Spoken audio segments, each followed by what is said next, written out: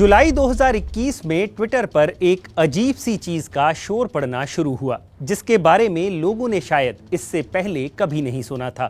ये एक भद्दी ऐप थी जिस पर 90 के करीब महिलाओं की फोटोज को अपलोड कर उन्हें सेल किया जा रहा था। इस ऐप का नाम था सुली डील्स।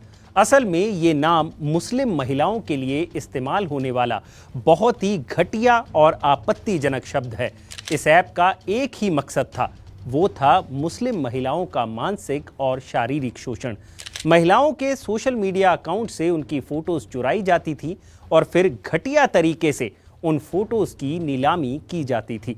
ट्विटर पर इस बात का शोर पड़ा और इस ऐप की शिकार महिलाओं ने आवाज उठाई। इस ऐप का खूब विरोध हुआ, जिसके बाद इस ऐप को ब्लॉक कर दिया गया। लेकिन अब नए साल पर ऐसी ही एक और ऐप चर्चा में है जो सोशल मीडिया पर मुस्लिम महिलाओं के खिलाफ नफरत फैला रही है। इस ऐप का नाम है बुली बाई। इस ऐप पर मीडिया इंडस्ट्री और सोशल मीडिया पर अपनी आवाज मजबूती से दर्ज करने वाली मुस्लिम महिलाओं को निशाना बनाया जा रहा है।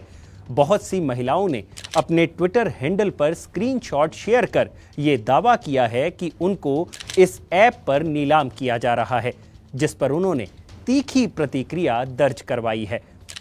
ऐसे में आपका ये जानना जरूरी है कि इस भद्दी ऐप बुली बाई पर आखिर होता क्या है और इस ऐप के पीछे कौन सा प्लेटफॉर्म जिम्मेदार है और सरकार का इस बारे में क्या कहना है। नमस्कार, मैं हूं भूपेंद्र सोनी और आप देख रहे हैं अनकट। बुली बाई और सुली डील्स ऐप में एक चीज कॉमन है और वो है इसका होस्टिंग प्लेटफॉर्म। माइक्रोसॉफ्ट का एक होस्टिंग प्लेटफॉर्म है गिटहब। इन दोनों ऐप्स को इसी प्लेटफॉर्म पर लॉन्च किया गया था। अब ये गिटहब क्या चीज है? जैसा कि हमने पहले ही बताया, ये एक ओपन सोर्स प्लेटफॉर्म है जो यूजर्स को ऐप्स बनाने और उसे शेयर करने की सहूलत देता है। इसके लिए सिर्फ एक ईमेल की जरूरत होती है। इस प्लेटफॉर्म पर आपको अलग अलग तरह के ऐप्स मिल जाएंगे।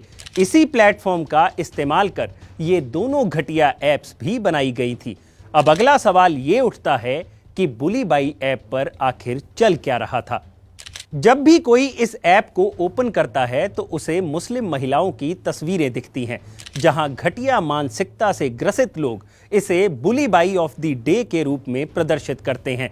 जिसके बाद इस ऐप पर तस्वीर में दिख रही महिला के लिए भद्दे कमेंट्स किए जाते हैं और उनकी बोली लगाई जाती है। फिर इसे हैशटैग बुली बाई के नाम से ट्रेंड किया जाता है। ये सब हमारे भारत में हो रहा है। जी, हमारे भारत में। इस ऐप को बनाने वाले की फिलहाल कोई जानकारी नहीं है और ट्वीट में जो यूआरएल दिया गया था वो फिलहाल हटा दिया गया है। शेयर किए गए स्क्रीनशॉट पर पंजाबी भाषा में बुली बाई लिखा हुआ है। फिलहाल दिल्ली पुलिस ने इस मामले में केस दर्ज कर लिया है। हालांकि गिटहब की तरफ से फिलहाल कोई ऑफिशियल स्टेटमेंट नहीं आई है, लेकिन सूचना तकनीक मंत्री अश्विनी वैष्णव ने इस बारे में ट्वीट कर जानकारी दी है कि उन्हें गिटहब ने बताया कि यूजर को ब्लॉक कर दिया गया है। कंप्यूटर इमरजेंसी रिस्पांस टीम और पुलिस इस बारे में आगे की कार्रवाई कर रहे हैं। फिलहाल विपक्ष के नेता इस मामले में सरकार को घेर रहे हैं और सरकार कार्रवाई का आश्वासन दे रही है।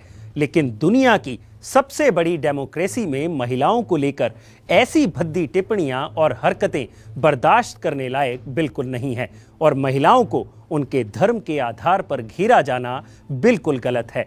जाते जाते हम आपको सुली डील की शिकार एक महिला की कही बातों के साथ छोड़कर जा रहे हैं जो एनबीटी में छपी हैं।